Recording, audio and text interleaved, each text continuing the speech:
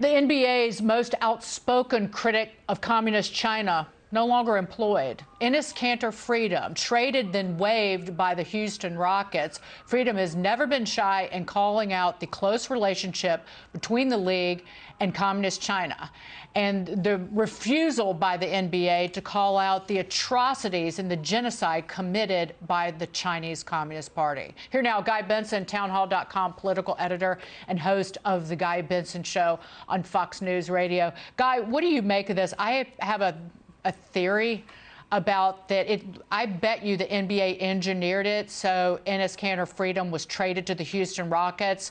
The Rockets could then waive him immediately, and this was a way for the Rockets to make amends and kiss the ass of the Chinese Communist Party, because they got in trouble, remember, for Daryl Morey some time ago. Yeah, I mean, maybe.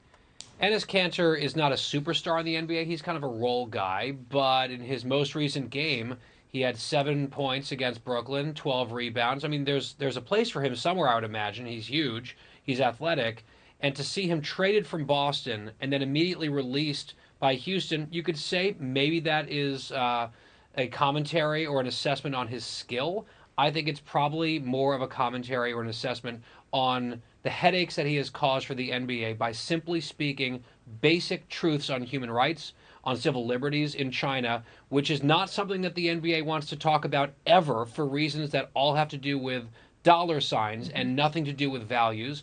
This guy's a squeaky wheel on behalf of actual oppressed people, and I think he's being retaliated against because of it. And it is just one more, I think, disgraceful episode for the National Basketball Association. Guy, will there ever be a reckoning for the NBA on this? Decision-making driven by greed.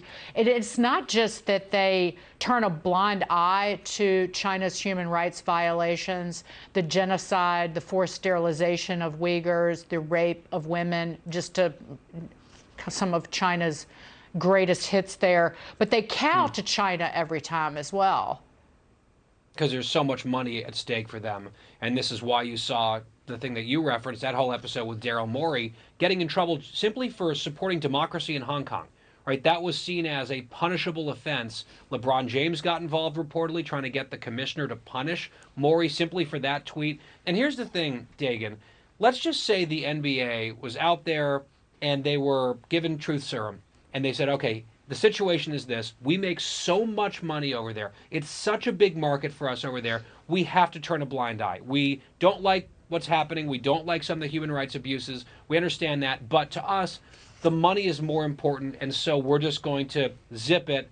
And that's our policy. I think that would be pathetic. I think that would be indefensible. I think that would be inhumane. But it would at least be honest.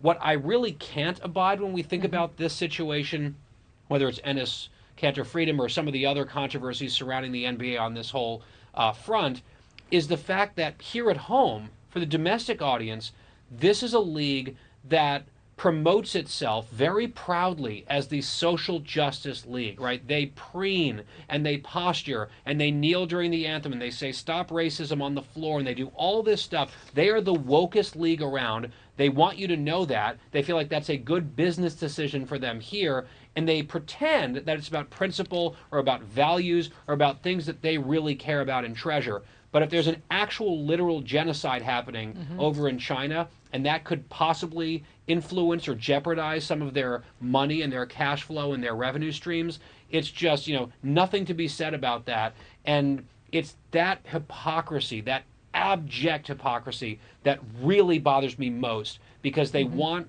us here at home to believe that they're all these wonderful things, and that all goes out the window, and it's all about money.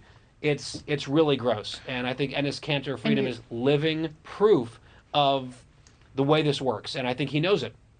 And you want to talk about hypocrisy and the, Golden State Warriors head coach Steve Kerr, Greg Popovich of the Spurs, like they love to talk about how to rip America and Americans, and they're just so disgusted by us, but nary a peep about the atrocities committed by the Chinese Communist Party.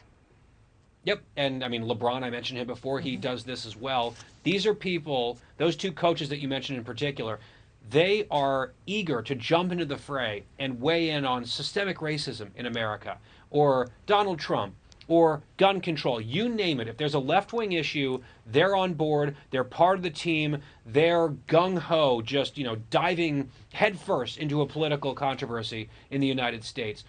But you ask them about China and just out of nowhere, they clam up, they have to look into it more, they have to do their research, it doesn't make sense to comment on that, let's think about that. Things get very nuanced all of a sudden. And these loudmouths who love weighing in and playing pundit on our controversies here at home suddenly have nothing to say about far worse atrocities and abuses from the Chinese government. And I mean, I'm sorry, I cannot respect that.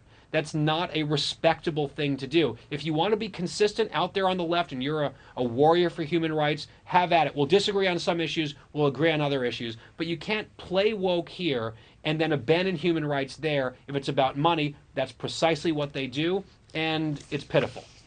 I do believe in karma, and I think it will come home to roost for all of these hypocrites.